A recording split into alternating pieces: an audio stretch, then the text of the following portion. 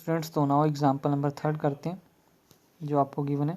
Late T आपके पास एक transformation है R cube to R square and S एक ट्रांसफॉर्मेशन है आर स्क्वायर से R cube with the linear transformation given है दोनों defined by T of X Y Z is equal to X minus 3y minus 2z Y minus 4z and S of X Y is equal to 2x 4x minus Y 2x plus 3y and हमने find out करना है product of linear transformation S T and T S and देखना कि क्या इस this product is commutative. Commutative के लिए हमने जब वेक्टर स्पेस की डेफिनेशन की थी तो कम्यूटेटिव क्यों बोलते थे जब is B is equal to B हो जाए, दैट मीन्स अब ट्रांसफॉर्मेशन को कम्यूटेटिव तो बोलेंगे अगर T S is equal to S T हो जाए। ठीक है, तो सबसे पहले तो देखेंगे कि क्या ये प्रोडक्ट डिफाइन होगी या नहीं होगी। अगर देखा जाए range of S R cube है और domain of T B R cube है तो that means range of S equal है domain of T, that means T S तो पक्का डिफाइन हो गया। ठीक है, तो टी एस डिफाइन है, दोनों इक्वल है, तो दैट मीन्स अब आप टी एस डिफाइन है तो उसको कैलकुलेट करोगे कि क्या आएगी T S over X Y.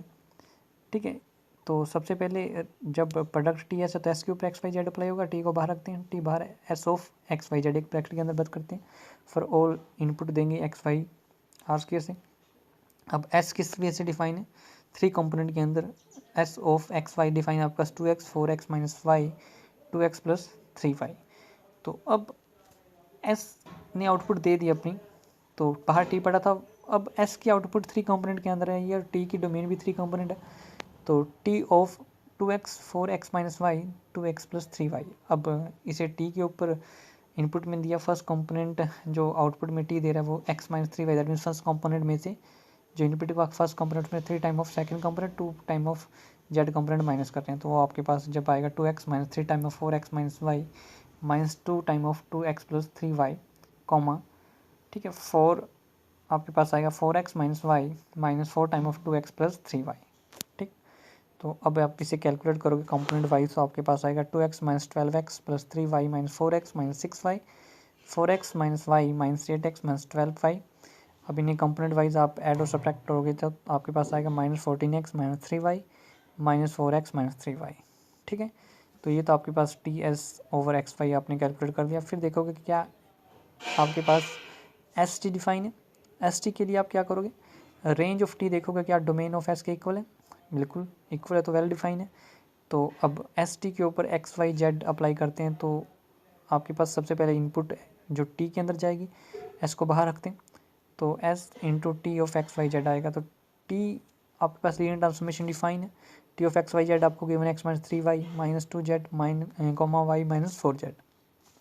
ठीक है, तो अब टी की आउटपुट इनपुट बन गई एस की, तो S over x minus 3y minus 2z minus 4y minus 4z calculate करना है। तो जब आपको एस लीनियर ट्रांसफॉर्मेशन डिफाइन है तो वह आपको क्या देगा 2 time of x minus 3y minus 2z 4 time of x minus 3y minus 2z minus 4y minus 4z 2x minus 3y minus 2z plus y minus 4z।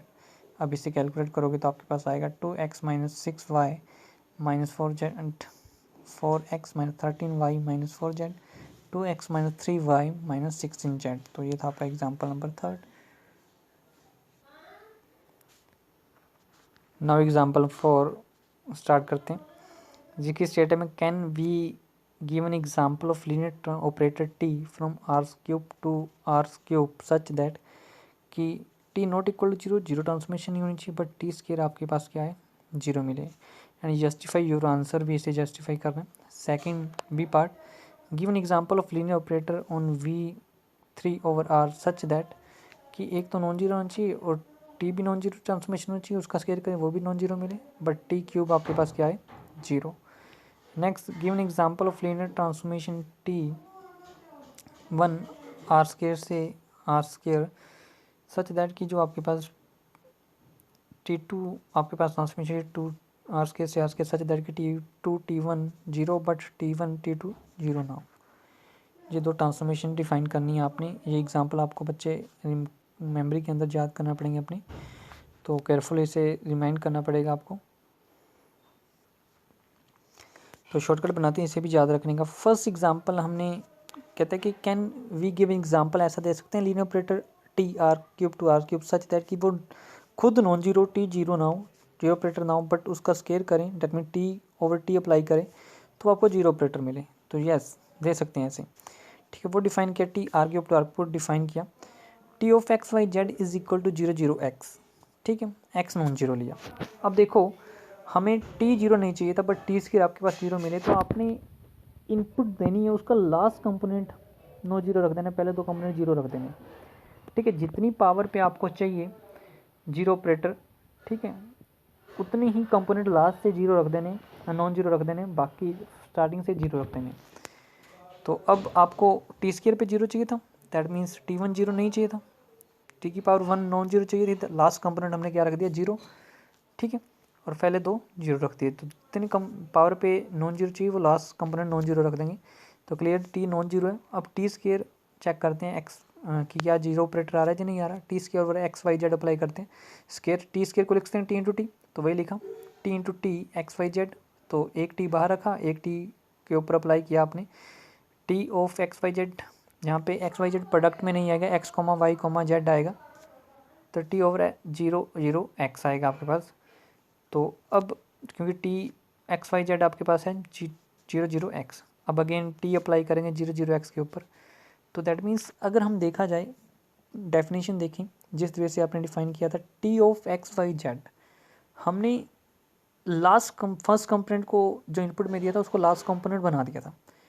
ठीक है, first component को last component बना दिया था और पहले दो component को जीरो कर दिया था। तो अब यहाँ पे जो आपके पास T of zero zero X है, तो इसका फर्स्ट कंपोनेंट तो जीरो है ना, तो ट्रांसफॉर्मेशन में आपके पास जो फर्स्ट कंपोनेंट है जीरो, वही लास्ट कंपोनेंट बनेगा। ठीक है, टी इसी वैसे भी डिफाइन किया है, पहले दो कंपोनेंट जीरो करके फर्स्ट को लास्ट कंपोनेंट रखना है, तो पहले दो कंपोनेंट तो आपने आउटपुट में जीरो दे दिए, लास्ट कंपोनेंट भी आपके पास जीरो आएगा क्योंकि first component T of zero input का जीरो है, तो that means zero zero zero को लिखते हैं zero operator of X Y Z, तो टी स्केयर आपके पास जीरो आ गया।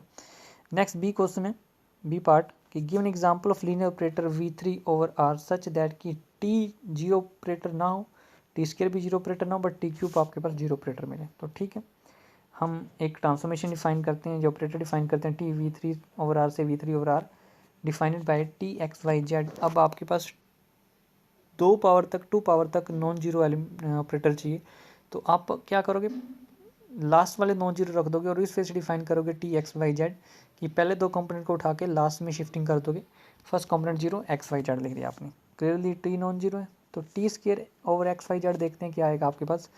ठीक है, टी इंटू टी लिखते हैं टी स्केयर को, तो वही लिखा T into T X Y Z लिखेंगे। ठीक है, तो यहाँ पे एक्स वाई जेड बच्चे आपने प्रोडक्ट इनपुट दिए हुए, प्रोडक्ट में नहीं लिखना, X comma Y comma Z ही लिखना है, तो T over zero X Y Z क्योंकि टी की डेफिनेशन चाहिए।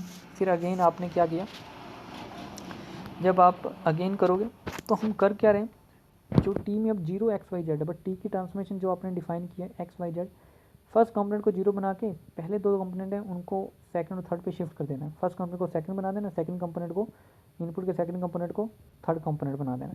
अब टी जीरो एक्स वाई में जो फर्स्ट कंपोनेंट है वो आपके पास इनपुट का फर्स्ट कंपोनेंट जीरो है, उसको सेकंड बनाना है। ठीक है, और जो थर्ड सेकंड कंपोनेंट उसको थर्ड बनाना है, तो जीरो को मैंने सेकंड पे रख दिया और जो आपके पास सेकंड कंपोनेंट उसको थर्ड पे रख दिया, फर्स्ट कंपोनेंट आपने जीरो रखना है, तो जीरो जीरो एक्स आपके पास आ जाएगा।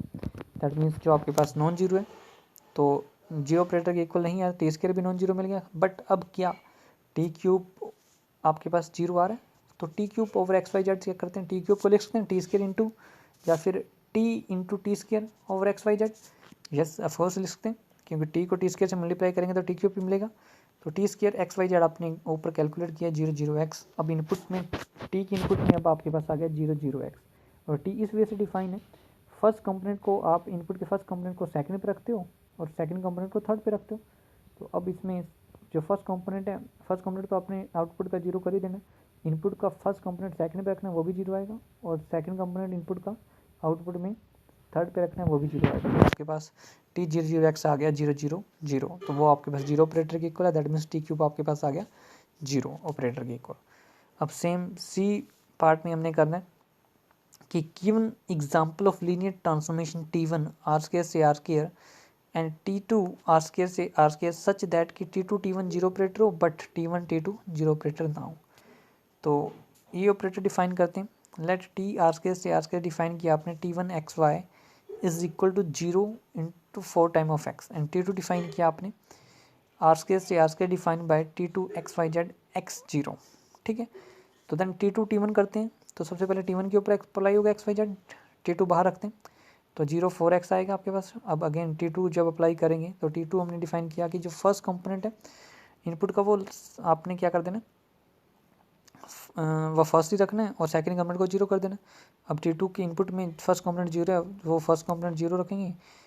ठीक है, और जो सेकंड कंपोनेंट उसको तो आपने आउटपुट में 0 करना ही करना है, कुछ मर्जी हो। तो दैट मीन्स आपके पास 0 0 आ गया। तो that means T2 T1 0 operator आ गया। बट अगर मैं कैलकुलेट करूँ T1 T2 तो आपके पास 0 ऑपरेटर नहीं आएगा, वो आप खुद कैलकुलेशन करना।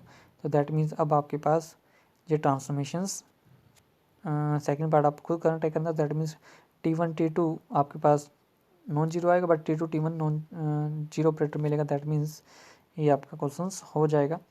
देखो ट्राई करना, अगर कोई कन्फ्यूजन है तो दोबारा भेजकर मेरे से पूछ लेना, तो मैं क्लियर आउट कर दूंगा, इसके सोल्व आउट कर दूंगा प्रॉब्लम। तो नेक्स्ट वीडियोज़ के अंदर हम एग्जाम्पल नंबर 5 करेंगे। Thank you.